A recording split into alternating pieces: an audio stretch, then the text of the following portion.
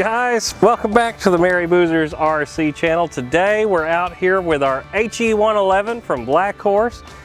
Absolutely beautiful model. Now, we will say this is our second flight with this airplane. We have filmed the first one. We'll put it out a little bit later. We wanted to get it back out to the field though before we put the original video of the maiden out, being that it was tail heavy on our first flight. I don't mind telling you, we had to add about a pound of nose weight to this airplane overall throughout the process. Now, we didn't start with it. We went off the book CG at first. Still felt kind of tail heavy to me, so we have moved it forward a little bit more. The model is flying on 4S, two of them, 3000s. This is the power system from the TA-152, or you could use the power system from the FW-190 from Motion RC. They are both the same power systems, and we use those props. Came out great, worked fantastic, as you can see. I mean, they look the part on this model. We really enjoyed them, and it's been working great. The retracts are the X-Wave retracts that Motion RC sells, and these are the suspension landing gear struts from the A10 Warthog, the trailing links. A lot of guys were worried about us at first, having issues with those flopping and the plane nosing over. Hasn't been an issue at all. I landed it sideways on the runway on a live show you can go back and look at. Plane took the hit like it was nothing. So those work fantastic if you're needing to know. Anyway guys, let's get this out to the field and let's get it flying. All right guys, here we go. HE-111 taxiing out.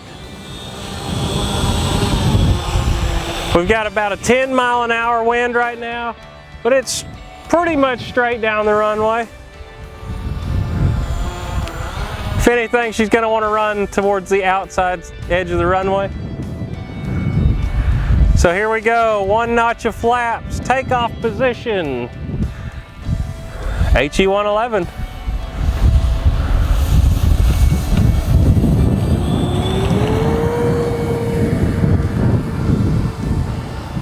Gear up. I have no power. I have no power. It's back. Whoa. I don't know. I lost all power for a second there. That was weird. I'm gonna go on and bring it in, because that scared the shit out of me.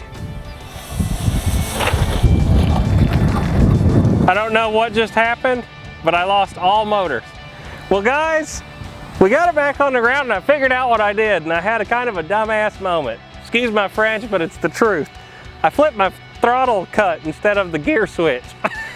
And that's why there was no power all of a sudden. Turned it back off and it flew right out of it. So let's try and fly this thing again. I'm not perfect always. But anyway, the plane flew great for the one pass. So let's do this again. This time, we're gonna leave the throttle cut off and we're gonna reach over and hit the correct switch. Here we go, take it off again. What a beaut, gear up, not throttle cut. Throttling back a little bit. Wowee, what a plane, what a plane. I feel like one of the gear has not gone up all the way. Let's cycle it once more. Get her slow and let them gear go up. I feel like it's up now. Nope. Well, one of my gear is hanging against the door. This is the part about balsa, guys. I'm just gonna leave them down for now. We're gonna enjoy the airplane. You gotta work with them. Work on them, I should say. What a plane, eh?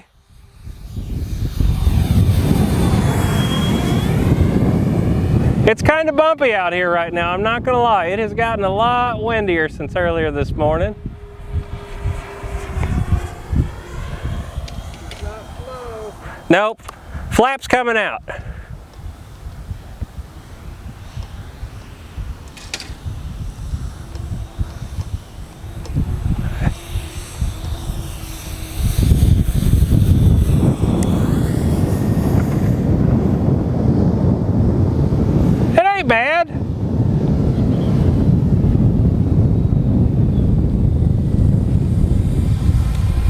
I had the elevator a little sensitive too. I turned it down and I don't have to breathe on it now to make it do anything. Definitely don't want to get this plane too slow. It will tip on you, a wing. Boing. But I will say the suspension struts are doing their job. You know that? And it's a bomber, guys. I mean, I'm not out here doing fighter pilot stuff. It is a bomber. Flies nicely though. Looks absolutely gorgeous. Every time we've taken it anywhere, everybody has just thought it's the coolest airplane ever. It's something you don't see very often. It's definitely not a Me Too plane.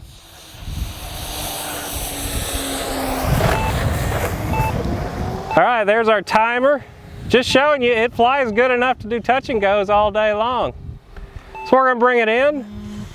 I wish we could have got the gear to go up good for you guys, but it's hanging on one of the cowls and we just need to adjust a little bit. That's part of balsa though. You're gonna have issues. You're gonna have to work on stuff. It is what it is. So we're gonna line that up, getting her slow down. Just like that. What a beaut. And if you don't turn the throttle cut on, it won't even have issues with having power. I feel pretty dumb for that one. What a pretty airplane though, huh? Still in one piece. Still in one piece. I didn't break nothing. You can see the gear working right now. Look at them. I think I actually have one turned. That is the problem. Yep. Anyway. Flew good though. So we're gonna get this back over to the bench. I guess I'll come over here real quick and talk to you. Throttle cut. Ha, ha, ha. You know, it's amazing if you actually use the throttle cut on the ground, it works.